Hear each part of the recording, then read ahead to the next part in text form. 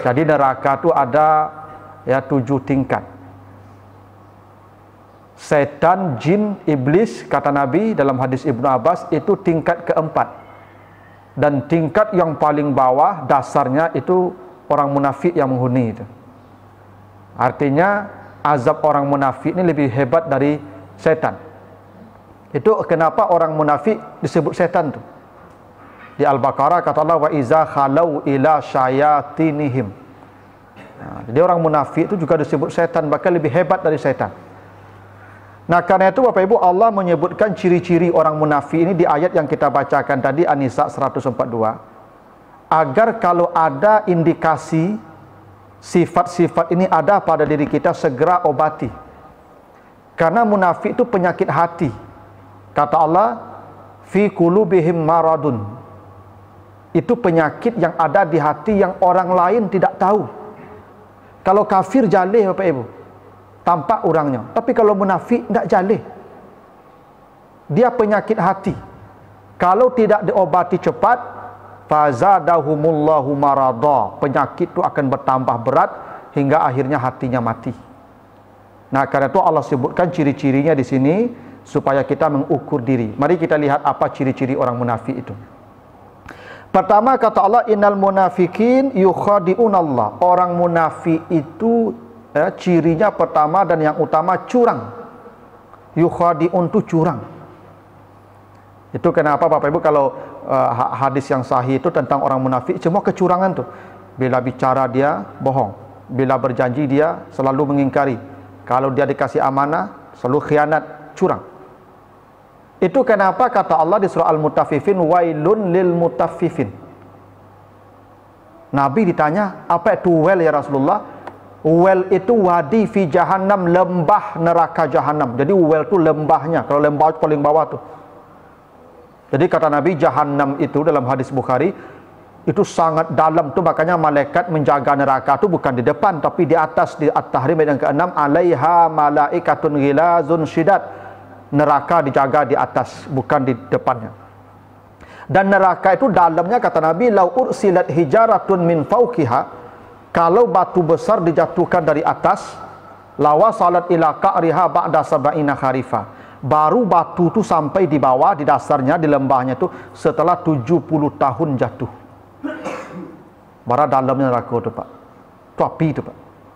70 tahun batu itu jatuh baru sampai di bawahnya. Kalau memanjik Bapak Ibu besok bara tahun perlu kata tu. Itu memanjik dah sekancang jatuh lah Pak. Batu saja dijatuhkan 70 tahun. Itulah wadi itu paling bawah tu. Yang paling panas itu. Kayu kuali Bapak Ibu, tu yang paling di bawah. Jadi yang sekung itu tu wadi namanya. Siapa mereka yang menghuni lembah itu? Yang paling bawah neraka itu al-mutaffifin, semua orang yang curang. Jadi semua orang yang curang. Apakah dia presiden, apakah dia menteri, apakah dia rakyat, semua orang yang curang. Yang curang itu sederhananya mengambil lebih dari yang mesti kita ambil, memberikan kurang dari yang mesti kita beri. Itu curang. Makanya dikasih contoh di ayat Al-Mutaffifin itu. Siapa yang curang? Satu contoh ini yang dominan, yang lazim. Allazina izaktalu 'alan nasi yastaufun. Mereka kalau membeli, orang menakar untuknya, dia membeli, maka selalu minta tambah, minta lebih. Itu curang tu. Orang yang minta tambah, minta lebih, membali, itu curang. Oh, ibu-ibu banyak udah kau Pak, kalau belanja kau minta tambah saya taruh. Iya. Hobi ibu-ibu kau minta tambah Pak. Sehingga orang menggali kau apa je ibu kau. Asal ibu kau balik lah sasak orang balik orang menggali. Tak tambah satu. Baralah 2 sekilo Pak. 50 ambil lah 2 kilo banyak ambilan. Tambahlah Pak. Ambo kan belanja siko tarima. Sudah buat kamari dia ha. Ambil ini tambahan itu curang ibu tu. Curang. Neraka well tu. Paling bawah neraka tu.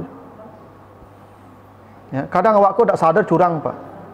Kadang beli lansir, beli rambutan. Para lansir sekilo Pak. Oh 20. Ambil 2 kilo lah. Ambilan. Boleh kicok Pak. Kicok lah. Lah 20 lah yang kicok Pak Ibu. Itu tak mengicok nama 20 tu lah tu. Itu curang nama tu. Ya. Ya lah boleh dia Ustaz. Bukan soal boleh tak boleh. Kalau mengicok cieknya. Ngicok ciek memang 20 dia kicok. Ini dia takut nak jadi orang Bali maka wadiah tu mah. Sebenarnya tak rela ke tu. Curang ibu tu mah. Ya. Misalnya ibu beli daging. Orang daging sekilo pak, satu ambil 2 kilo. Lanyu ambian. Kau gomok-gomok ke masuk saya lah. Curang ibu nama tu. Kadang belikan je tu. Kadang belikan kau ibu. Lanyu ambian 2 ungguk misalkan kalau sepakat dah ragu barang sungguh mualih ambil 2 ungguk. Ibu kalau ambil langsung. Aku tambahnya ya. Ini ambil langsung pe ibu. Curang tu neraka paling bawah. Jadi ibu kira ibu manang minta tambah tu. Membayi ibu besok tu. Jadi ibu-ibu yang terlangsung minta tambah belanja selama kau tamu ya pak tu. Tamu pak terlangsung mau selama pak yang minta tambah saya mau yang tak halal kira dia. Tolong lagi halal pak ya. Jadilah. Habis tu dia tambah je leh. Ya. Tapi kok tiba-tiba saya ibu berubah tak minta tambah kan tak kaji orang membalik orang gali tu ibu. Tobat ibu kau.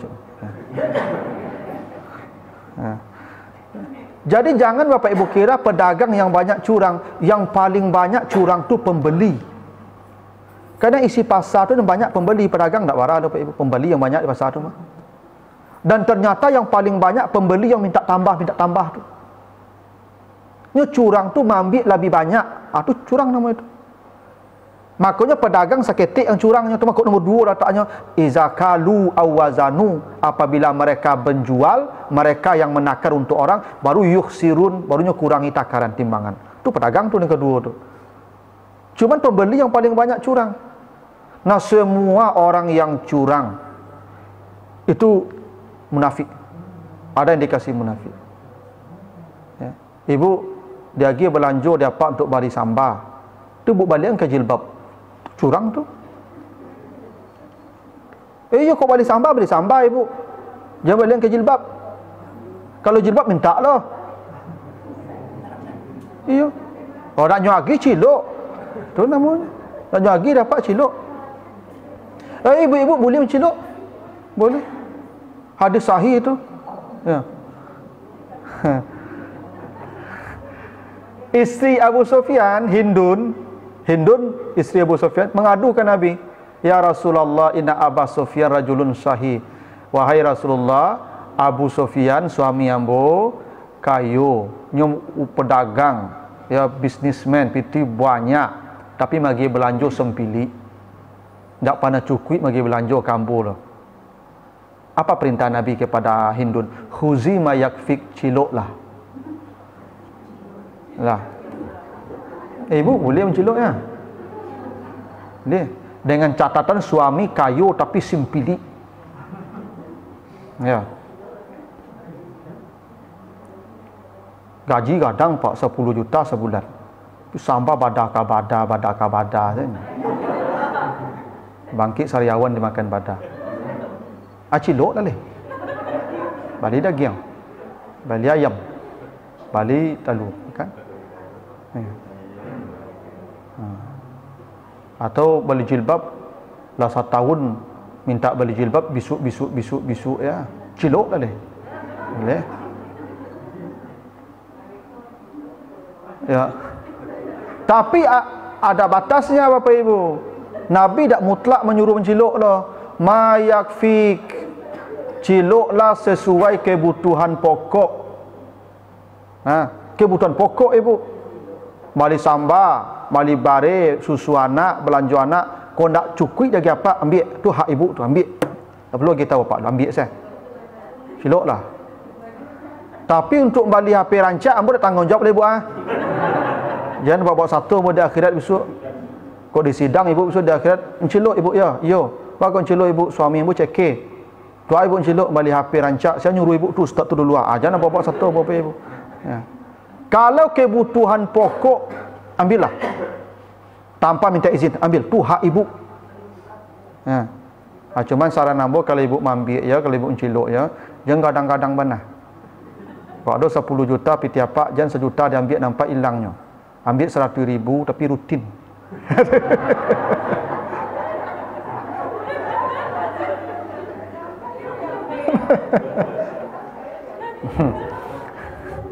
Tapi kalau lah cukup dia pergi belanja, tu ibu ambil je lah. Ada so ibu dah. So lah. Maka apa-apa kau jangan kikik-kikik ke orang rumah. Tak boleh. Suami yang kikir itu azabnya nanti berat. Dia dikumpul, pitinya dikumpul itu jaga ganti yo basi kata Allah, dipanggang dalam neraka jahanam tu, digosokkan ke badan tu basi yang bangi itu. Bacalah At-Taubah 34 35 tu. Dia apa-apa yang kikir ke isteri ko, tu digosok isteri kapi besok tu. Maka apa-apa jangan kikir-kikir je. Nah, kalau kikir apa ibu boleh cilok. Nah, hati-hatilah Pak ya. Tapi orang munafik itu curang. Curang. Semua yang curang. Ibu kalau ada yang guru, ya, ibu maja, tu bertinggal anak-anak jam maja, tu ibu pergi sembahyang duha, tu neraka tu. Kenapa ibu curang? Bagus betul. Ustaz digaji untuk maja, apa digaji ibu tu digaji untuk maja, dan untuk pergi sembahyang duha digaji tu. Kecuali tak ada anak-anak ke beraja lah libur atau pulangnya main sembahyang duha lah. Tapi ketika nyoba beraja tu tinggal di kelas mebonya, ya ada tentu beraja apa sembahyang duha. Tu curang ibu nama itu, neraka munafik tu. Jadi semua kecurangan Bapak Ibu, semua orang yang curang tak akan masuk surga dan neraka tempatnya paling bawah, dan tu kena dia orang munafik. Yang kedua, iza qamu ila shalah qamu kusala, bila mereka salat mereka malas. Salat mereka bukan tak salat tapi malih. Malih. Bapak Ibu, kalau Bapak Ibu salat sendiri di rumah atau berjamaah di masjid, mana capek sudah di rumah ya. Tu ada indikasi itu. Kalau capek di rumah, lambek di masjid, tu ada indikasi itu. Yang tak ada indikasi lebih lambek di rumah daripada di masjid. Kenapa? Nabi kalau salat di rumah sendiri, kata Aisyah, sampai bangkak kakinya. Bangkak kaki Nabi salat sendiri di rumah. Jabir bercerita, Al-Baqarah, Ali Imran kadang satu rakaat dibaca Nabi. Jadi orang yang salatnya malas tu indikasi munafik. Itu rahasianya kenapa Nabi perintahkan kita salat berjamaah. Ada sahabat Nabi datang, ya Rasulullah, ana rajulun a'ma, saya buta. Wala ahad yakuduni ilal masjid, ndak ada orang yang bisa mengantar ambo ke masjid. Ambo hidup sebatang kara, anak ndak ada, isteri tak ada, keluarga tak ada, butuh puluh. Boleh ndak ambo salat di rumah? Boleh ndak saya tidak ke masjid? Apa tanya Nabi? Hal sami'tan nida, engkau dengar tidak suara azan datang ke rumahmu? Kata dia, sami'tu ya Rasulullah, saya dengar ya Rasulullah. Apa jawaban Nabi? Fa'ajib, engkau wajib datang. Butuh Pak. Tak ada dekat mantan ke masjid. Tak dengar azan ke rumahnya, kata Nabi, engkau wajib datang ke masjid. Apa ibu tak betul? Rumah ada sudut masjid, auto ada, kendaraan ada, kau hujan dari payung ada. Apa alasan bapak ibu di akhirat besok kau tak ke masjid? Apa alasan? Kenapa Nabi suruh kita ke masjid? Supaya kita salatnya tidak malas, supaya kita terhindar dari kemunafikan. Sebab orang kalau salat berjamaah pasti tidak akan munafik. Makanya kata Nabi, bainana wa bainal munafikin syuhudul atama, perbedaan kita dan orang munafik itu salat subuh berjamaah. Dulu Nabi ibu kalau ingin tahu orang munafik dan orang munafik, cari ke belakang sudah subuh tu. Siang dan tiba subuh mukmin, yang tak subuh tu munafik. Yang nak datang ke masjid subuh tu munafik. Tapi jangan salah faham lah, ibu nak beko cikgu kawan kan. Kau sagang kau munafik saya kau mah. Aduh ke masjid. Mana? Karena memang orang munafik salat tu berat. Apalagi salat subuh Pak Ibu. Sangat barik itu. Itu kenapa hadis Muslim menyebutkan begini. Man shalla fi jama'atin arba'ina yauman. Siapa yang salat berjamaah 40 hari. 40 hari dia berjamaah Pak Ibu. La tafutuhu takbiratul ula, tidak pernah terlambat satu rakaat pun. 40 hari salatnya berjamaah, selalu rakaat pertama dia dapat. Apa kata Nabi? Kutibalahu bara'atan, dituliskan dua kebebasan untuknya. Bara'atun minan nar, bebas dari api neraka, dan bebas dari kemunafikan. Jadi Bapak Ibu kalau ingin selamat dari api neraka, selamat dari munafik, cubalah salat 40 hari non-stop berjamaah tapi tak pernah terlambat satu rakaat pun. Cubalah. Jalan pai kau. Di kampung ambo Bapak Ibu dia mula labu. Kalau bulan Ramadan kau itu nenek-nenek bungkuk-bungkuk tu, itu 40 hari sembahyang tarawih itu jamaah di masjid. Mulai Ramadan tu sampai 10 hari bulan Syawal. Itu kebiasaan mereka Pak Ibu. Bukan hanya berarti kita di situ saja berjamaah, tidak, tapi ini spesial 40 hari tanpa terlambat satu rakaat pun. 2 dibebaskan Allah, neraka dan kemunafikan. Karena tidak mungkin dia malas orang yang begitu salatnya. Karena orang munafik itu kalau salat dia malas. Itu alasannya kita disuruh berjamaah Pak Ibu. Karena kalau berjamaah kau agak lambat salat. Gitu. Yang ketiga, yura'unan nas, mereka kalau beribadah pamer pencitraan saja. Kalau beribadah Pak Ibu, kalau tak tahu orang tak senang hatinya lah. Harus tahu orang. Itu makanya paling baik salat kau bagi orang munafik subuh tu.